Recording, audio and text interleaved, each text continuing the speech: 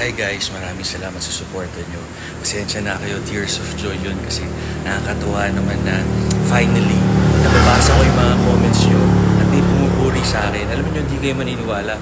Pero ang pumupuri lang sa akin, asawa ko. Wala nang iba.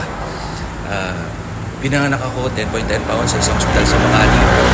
Nagkaroon ako ng commercial, baby powder. Pumunta kami Iran, pagbalik ko dito sa isang basketball. Magaling ako dahil magaling ako mag-football. Yung sa paa, soccer yata tawag niyo dito. Kinuha ko ng isang energy drink. And then wala, lahat ng tao sabi, pangit ako. Kasi wala parang front teeth, yung mga tito ko, toothless daw ako. Mukha raw akong nagpapa 5'6", yung mga ganyan racial slurs nila. And then finally, no 16 na-discover ako sa commercials. Tapos lahat na nakakasama ko, walang pupuri sa akin. And then naging artista ako. Yung sa commercial, nakapag 24 commercials ako. International, di ba?